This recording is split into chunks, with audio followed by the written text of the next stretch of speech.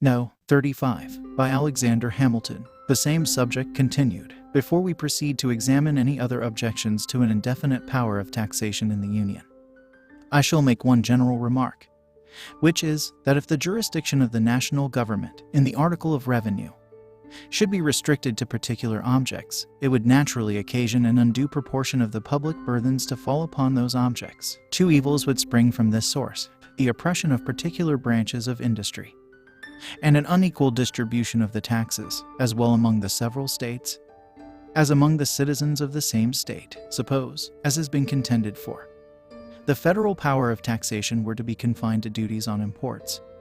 It is evident that the government, for want of being able to command other resources, would frequently be tempted to extend these duties to an injurious excess. There are persons who imagine that this can never be the case, since the higher they are, the more it is alleged they will tend to discourage an extravagant consumption, to produce a favorable balance of trade, and to promote domestic manufactures. But all extremes are pernicious in various ways. Exorbitant duties on imported articles serve to beget a general spirit of smuggling, which is always prejudicial to the fair trader and eventually to the revenue itself. They tend to render other classes of the community tributary, in an improper degree, to the manufacturing classes, to whom they give a premature monopoly of the markets. They sometimes force industry out of its most natural channels into others in which it flows with less advantage, and in the last place, they oppress the merchant, who is often obliged to pay them himself without any retribution from the consumer. When the demand is equal to the quantity of goods at market, the consumer generally pays the duty.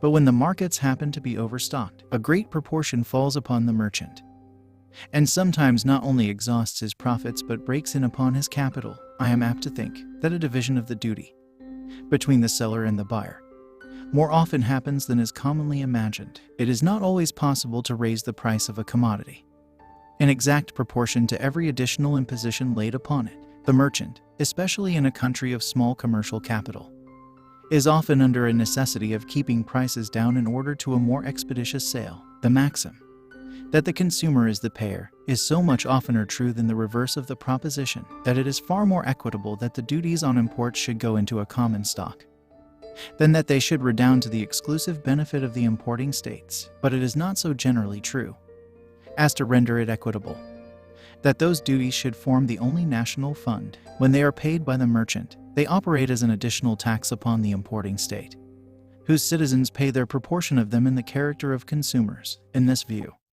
they are productive of inequality among the states, which inequality would be increased with the increased extent of the duties. The confinement of the national revenues to this species of imposts would be attended with inequality, from a different cause, between the manufacturing and the non-manufacturing states. The states which can go furthest towards the supply of their own wants by their own manufactures will not, according to their numbers or wealth, consume so great a proportion of imported articles as those states which are not in the same favorable situation. They would not, therefore, in this mode alone, contribute to the public treasury in a ratio to their abilities. To make them do this, it is necessary that recourse be had to excises, the proper objects of which are particular kinds of manufactures. New York is more deeply interested in these considerations than such of her citizens as contend for limiting the power of the Union to external taxation may be aware of. New York is an importing state,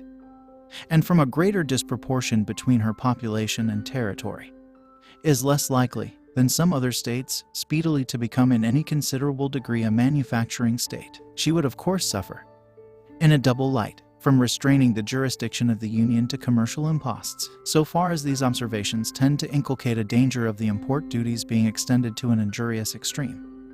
It may be observed, conformably to a remark made in another part of these papers, that the interest of the revenue itself would be a sufficient guard against such an extreme. I readily admit that this would be the case, as long as other resources were open, but if the avenues to them were closed, hope, stimulated by necessity, might beget experiments fortified by rigorous precautions and additional penalties, which, for a time, might have the intended effect, till there had been leisure to contrive expedients to elude these new precautions. The first success would be apt to inspire false opinions, which it might require a long course of subsequent experience to correct. Necessity especially in politics, often occasions false hopes, false reasonings, and a system of measures correspondently erroneous. But even if this supposed excess should not be a consequence of the limitation of the federal power of taxation, the inequalities spoken of would still ensue, though not in the same degree, from the other causes that have been noticed. Let us now return to the examination of objections, one which, if we may judge from the frequency of its repetition, seems most to be relied on, is that the House of Representatives is not sufficiently numerous for the reception of all the different classes of citizens in order to combine the interests and feelings of every part of the community, and to produce a due sympathy between the representative body and its constituents. This argument presents itself under a very specious and seducing form, and is well calculated to lay hold of the prejudices of those to whom it is addressed. But when we come to dissect it with attention, it will appear to be made up of nothing but fair-sounding words. The object it seems to aim at is in the first place impracticable, and in the sense in which it is contended for is unnecessary, I reserve for another place the discussion of the question which relates to the sufficiency of the representative body in respect to numbers, and shall content myself with examining here the particular use which has been made of a contrary supposition. In reference to the immediate subject of our inquiries, the idea of an actual representation of all classes of the people, by persons of each class, is altogether visionary, unless it were expressly provided in the Constitution that each different occupation should send one or more members.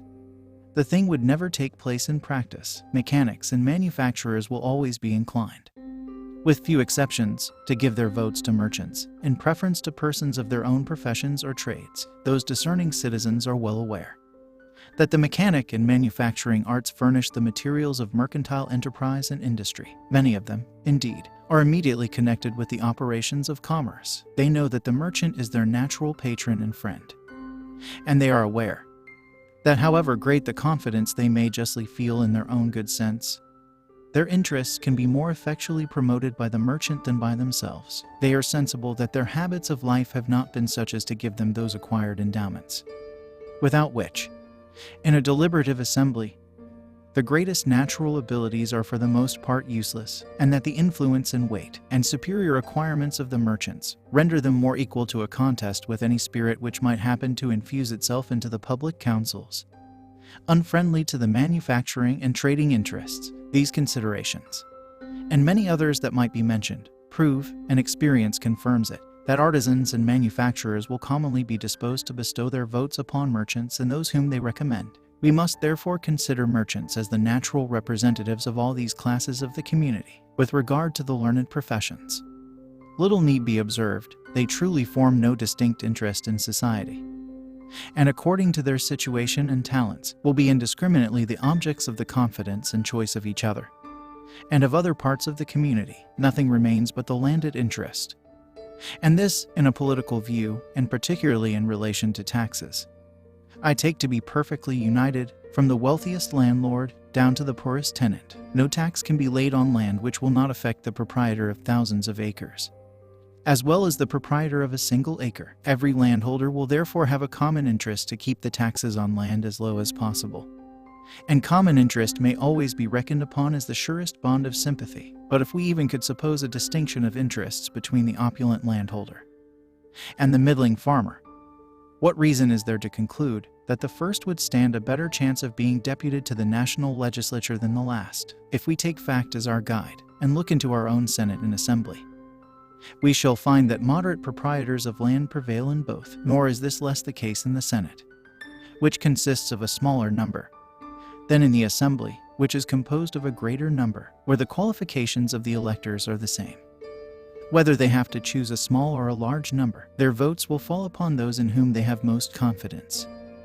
Whether these happen to be men of large fortunes or of moderate property, or of no property at all, it is said to be necessary that all classes of citizens should have some of their own number in the representative body, in order that their feelings and interests may be the better understood and attended to. But we have seen that this will never happen under any arrangement that leaves the votes of the people free. Where this is the case, the representative body, with too few exceptions to have any influence on the spirit of the government, will be composed of landholders, merchants, and men of the learned professions. But where is the danger that the interests And feelings of the different classes of citizens will not be understood or attended to by these three descriptions of men. Will not the landholder know and feel whatever will promote or injure the interests of landed property? And will he not, from his own interest in that species of property, be sufficiently prone to resist every attempt to prejudice or encumber it? Will not the merchant understand and be disposed to cultivate, as far as may be proper, the interests of the mechanic and manufacturing arts, to which his commerce is so nearly allied? Will not the man of the learned profession, who will feel a neutrality to the rivalships among the different branches of industry, be likely to prove an impartial arbiter between them, ready to promote either, so far as it shall appear to him conducive to the general interests of the community? If we take into the account the momentary humors or dispositions which may happen to prevail in particular parts of the society, and to which a wise administration will never be inattentive, is the man whose situation leads to extensive inquiry and information less likely to be a competent judge of their nature, extent, and foundation than one whose observation does not travel beyond the circle of his neighbors and acquaintances? Is it not natural that a man who is a candidate for the favor of the people, and who is dependent on the suffrages of his fellow citizens for the continuance of his public honors, should take care to inform himself of their dispositions and inclinations, and should be willing to allow them their proper degree of influence upon his conduct? This dependence, and the necessity of being bound himself and his posterity